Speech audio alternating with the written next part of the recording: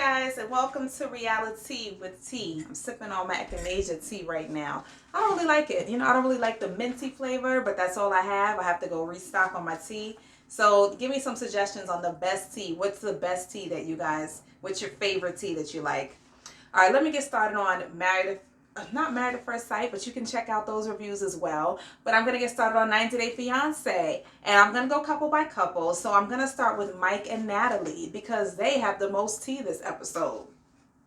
So we start out with Natalie being really happy. And we think Mike is really happy, right? So, they threw Uncle Bo a 50th birthday party. And number one, I'm looking at Uncle Bo like he looks like a nice man as far as we know, but those were hard 50 years. I had no idea he would have been 49 this whole time. I was thinking he's closer to 60. So we know he's been through some things, right? Because Uncle Bo, yeah, I guess he's been through it, right? That was a tough 50 years, okay?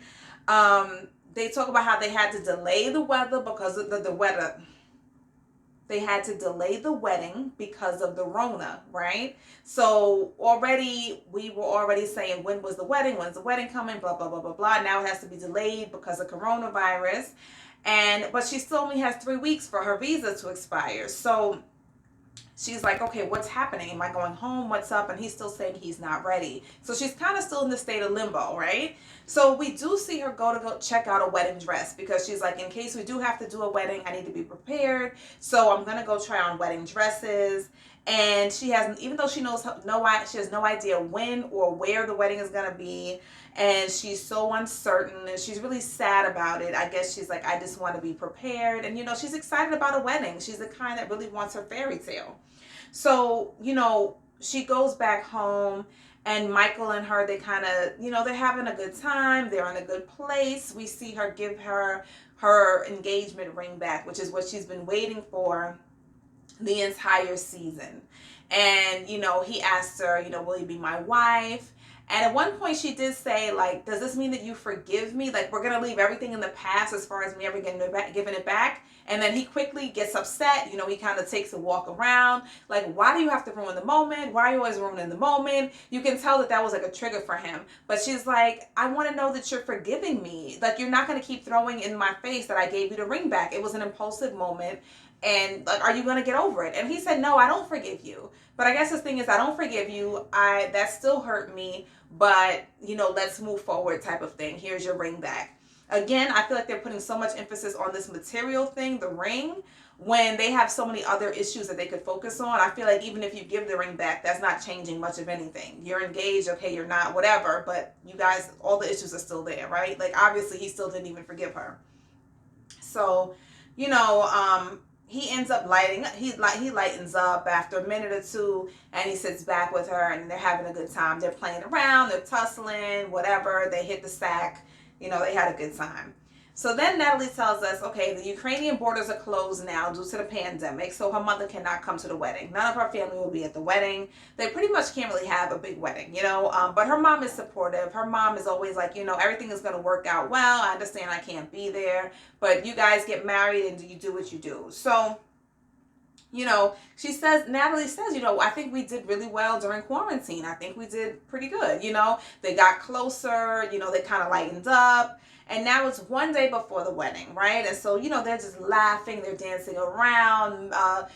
Mike is pretending that he's like working at a strip club. Like, they're just having like a lot of fun, which we haven't seen them do in such a long time. And it kind of makes us happy. Like, wow, this is going to have a happy ending.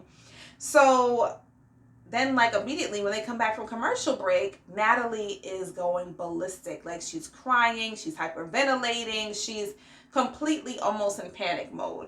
And we see her call the officiant. And she's explaining to the officiant, Mike changed his mind. She says basically the relationship is over. So the officiant says, okay, hold on. Even if you have to go back home, it doesn't mean your relationship is over. You guys can still date. She said, I don't want to talk to you about this right now. It's over. I can never forgive him for this. She's completely over it. Basically, he did her dirty. This was the day of the wedding. He hyped her up the night before. They were having such a good time. Everybody is fun loving. They're running around the whole thing. And then the day of the wedding, all of a sudden you change your mind. Like, that's dirty and grimy. Like, you knew what you were going to do. So I'm trying to figure out, like, is this his way of getting back at her? And if so, this is like a really evil, grimy, like really deceptive way of doing it. I feel like for some reason, her throwing that ring back, it's like he's been making her pay. He's going to make her pay for that for the rest of her life, obviously. Like, this was, when you think of her behavior compared to his behavior, what he's doing is so elevated compared to what she did. I get that you were hurt, but at some point, do you work your way through that hurt? Like, if you can't forgive her, you shouldn't have had her come. If you can't forgive her, you shouldn't have said that you were going to marry her. You should have sent her home weeks ago. Like, there was no point in dragging this along. You shouldn't have been having sex with her. You know what I mean? Leading her on to think that this is leading to somewhere. You should have just been straight with her and said, when you sat at that therapist's office and said, I don't think the love is there, the whole thing, y'all should have called it off then. She should have gone home. She decided not to. So him being the one who's so hurt and upset and can't get over his anger, he should have told her, I think it's time for you to go home. Why lead her all the way to the day of the wedding? You know what I mean? You're on TV. You're embarrassing her, completely humiliating her, broke her heart. Like, it's just awful, So, she says, the officiant was so unsympathetic. She was just kind of like, okay, so you don't need my services? Okay, so that's fine. Thank you for letting me know. You're going to have to leave Mike's house now. So, pack your stuff. Do you have somebody to take you to the airport? I'm like, damn, like, it's a little harsh. But, I guess it worked for Natalie in that moment. Because, at first she was like, she couldn't even speak. The officiant like, calm down. Say it again. I can't understand what you're saying. Oh, okay. So there's no wedding? All right. Thank you. So I won't be heading over there. Like, okay. And so, then we see Tammy. I think Tamara, the neighbor, come over. And, she's kind of just like, I guess the neighbor's taking her to the airport. And the neighbor is just like, I'm trying to clean the stuff out of my car. I have the car seat I got to move. It's a mess. I'm going to move everything so we can get all your stuff in. And so she's like, Natalie's like, okay, did Mike send the ticket? And she's like, yeah, the ticket, he sent it to your phone. I guess he had to go to the bank, pay for the ticket last minute, and send the ticket information to her phone. Because he's trying to get her the hell out of his house. For some reason, I don't know if something happened, but for some reason, she needs to get up and out of there immediately, right? Get her ass to the airport. COVID or not, pandemic or not. Remember, nobody's flying like that, right? All we know is, at this point, I think it was March, April, May, June, at the latest that they're doing this. We still didn't even really know how it was spread. We're still trying to figure out. All they're saying is stay away from people, don't fly, flights are canceled, borders are closed. So you're sending her back now to send her out of the country as if she just has to get out of your space, right? Granted, I would want to get out of her space, but she has nobody to go to here. You know what I mean? So, everybody, the neighbor then takes us outside with the camera crew and she's like, listen, this is what happened. They called me over. We were all crying. Mike was crying. Natalie was crying. He said he can't go through with it. The wedding isn't going to happen.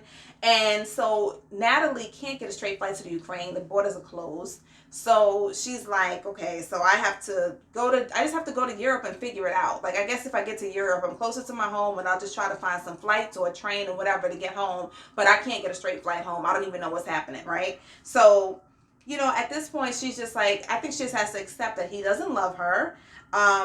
And I think that he was trying to get back to her this is a grimy, disgusting way for him to do it. Like, for all the people that were Mike fans, and I was a Mike fan at one point, I feel like he did her dirty when she was over in the United States. And then for you to cancel the wedding and you're not even going to take us to the airport. I don't know if it was something like she was like, I don't want to be around him and ask the neighbor to take her or what. But it's like, damn, you can't even see her off. Make sure she gets to the airport safely. Make sure she gets to where she's going safely. Like, close this out. She's freaking hysterical in your bedroom calling all these people. I don't know. The whole thing was just really... It was terrible to see, and I don't think she deserved that. As, nitpicky as she is, and, he's called to that within the last episode, and, she has her little things that she says, which are out of line, of course, but this is his revenge was just, like, elongated, like, it was a drawn out, like, just trying to dig and get back at her, and just, like, whatever you're resentful for her about, I just feel like you could have just said it, and... So you could either move forward. We're either going to do this or we're not. Don't drag anybody through that, leading her on, manipulating her, like she said, making her think that this might get better, and telling her basically 12 hours previously, we're going to get married, we're going to have this great life, and then you're going to, like, on national TV, cancel the wedding. Like, it was just disgusting. I'm completely over Mike. I feel bad for her. I hope that she did get home safely. We'll see, because somehow we hear that they're actually really married, so we don't really know what happened. You know what I mean? Maybe she stayed. Maybe she stayed somewhere in America for a little while. Maybe she couldn't get out, and he begged for her, you know, to come back. I'm just hoping that he did something that was worth it for her to say, okay, I'm going to marry you and have a baby with you. We will see. Let me know what you think. Do not forget to please subscribe and like this video. We're trying to get my likes up and my subscribers up. I'm thinking that we can do this if you guys just click like and subscribe and click the notification bell. All right, talk to you soon. Let me know what you think in the comments. Bye-bye.